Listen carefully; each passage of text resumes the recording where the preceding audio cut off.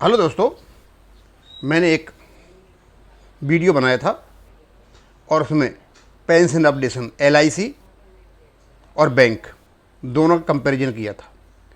उन दोनों के कंपैरिजन करते वक्त हमें पता चला कि एलआईसी की जो लैंग्वेज है पेंशन अपडेशन की, रेगुलेशन की, वही रेगुलेशन की लैंग्वेज बैंक की है और उनके इवन पार्ट तक मिलते हैं।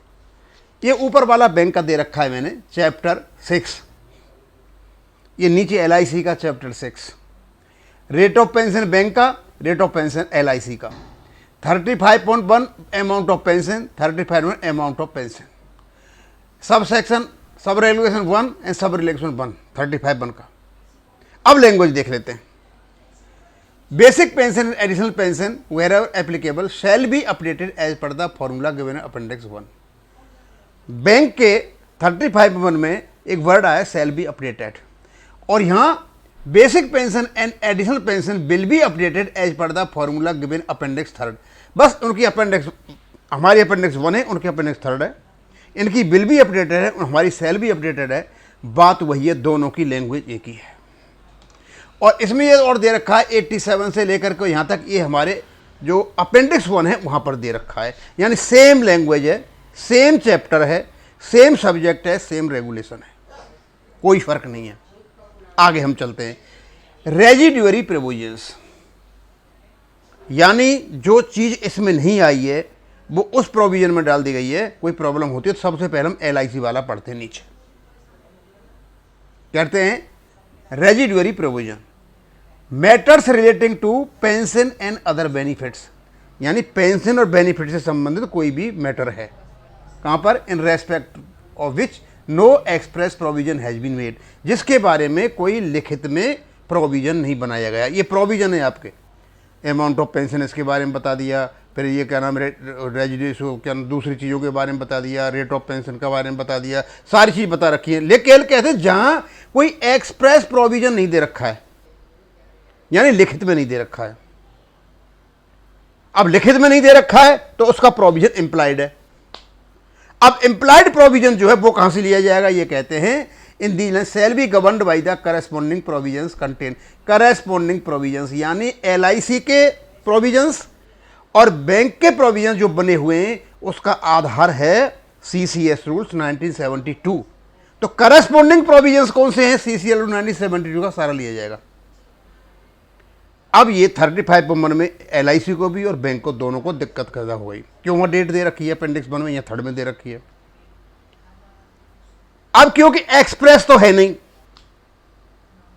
यानी पेंशन अपडेशन सेटलमेंट के साथ एक्सप्रेस नहीं लिखा हुआ है, और एक्सप्रेस लिख भी नहीं सकते थे। प्रॉब्लम यह थी कि सीसीएस रूल 1972 में भी कहीं लिखा हुआ नहीं है। यदि लिखा होता तो लिख देते, लेकिन यही 1970 के जो रूल हैं 2021 और 2023 में इनको अमेंड किया गया, वहां इनके रेगुलेशन 66 में लिखा हुआ है। इसका मतलब सीसीएस रूल 1970 जो परिवर्तित हुए, अमेंड हुआ, वो ऑटोमेटिक यहां लागू होंगे। अब तो लिखा जा सकता, उस समय नहीं लिखा जा सकता। इसका मतलब इंप्लाइड अनुमति थी पेंशन अपडेशन की पे कमीशन के साथ सेंट्रल गवर्नमेंट के एम्प्लॉयज को, तो इनको भी है। तो इन्होंने कहा ये कोई एक्सप्रेस प्रोविजन नहीं दे रखा है तो आपको उससे समतुल्य जो प्रोविजन है सीसीएस 97 उसका सहारा लिया जाएगा। यानी 35(1) में यदि लिखा हुआ नहीं है कि बाद में कैसे दिया जाएगा तो आप उनका सहारा लोगे। अब वो कैसे करते हैं? हर 10 साल के बाद जो फैक्टर होता है पेंशनर्स के लिए, मल्टीप्लिकेशन फैक्टर, उससे उनकी पेंशन चेंज हो जाती है, तो वो यहां भी लागू होगा। लिख नहीं सकते थे, ना तो एलआईसी वाले ले सकते, बैंक वाले ले सकते, क्यों? लिखा ही नहीं था, ऑब्जेक्शन हो जाता। इतना ही काफी है कि सीसीएल 1972 के जो समतुल्य कक्ष हैं उनका साथ बड़ा सीधा साधा लिखा है। जो नियम पेंशन अपडेशन के या रिवीजन के सीसीएस रूल्स के अनुसार सेंट्रल गवर्नमेंट एम्प्लॉय लागू यहां भी होंगे। अब हमारा देख लो, in case of doubt in the matter of application of these rules, और यहां क्या दे रखा है? In the rules has in the rules governed by corresponding basis, और यहां भी प्रोविजन है इसमें LIC वाले में, और यहाँ भी रेगुलेशन को लागू करते वक्त रिगार्ड में भी had to the corresponding provisions of standard. बड़ा सीधा साधा है, आप इसका सहारा लोगे सी रूल्स का, आपके बैंक के बारे में लिखा हुआ है और सेम है इसका रेगुलेशन 56 सेम है, 50.50/1 और 50/1 दोनों में सेम है। अब इससे तो एक बात साफ निकल करके आती है कि हमारे जो रेगुलेशन बने बाद में बने थे और LIC के पहले बने थे। इसका मतलब ये होगा LIC के रेगुलेशंस का पेंशन रेगुलेशन की नकल करते हुए स्मॉल कमेटी ने सारा कुछ बनाया और उनके दिमाग में ये था अपडेटिंग। अपडेटिंग कहाँ पर है? ये CCS रूल 1972 में। और सबसे बड़ी बात यह है कि वहां रिवीजन अपडेट लिखा भी नहीं है, लेकिन इनने तो अपडेट लिखा तो है कम से कम कि ऐसे अपडेट होगा।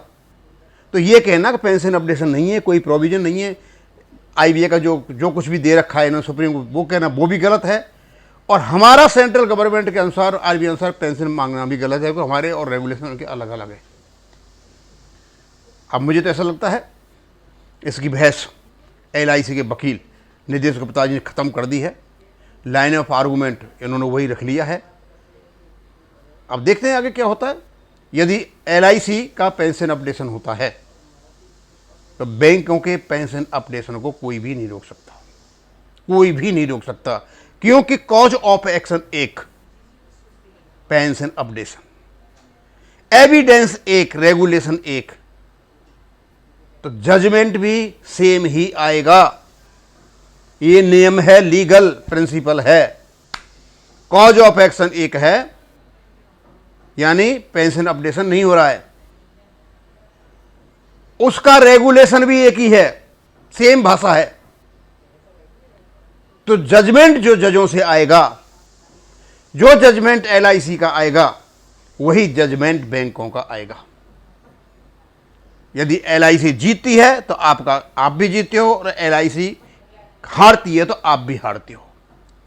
लेकिन मेरा अनुमान यह है कि ये जो लाइन ऑफ आर्गूमेंट है इस पे LIC हारने नहीं जा रही है। LIC will win the case, 100% will win the case. अब ज़्यादा खींचूंगा नहीं, यहीं ख़त्म करूंगा। थैंक यू, धन्यवाद।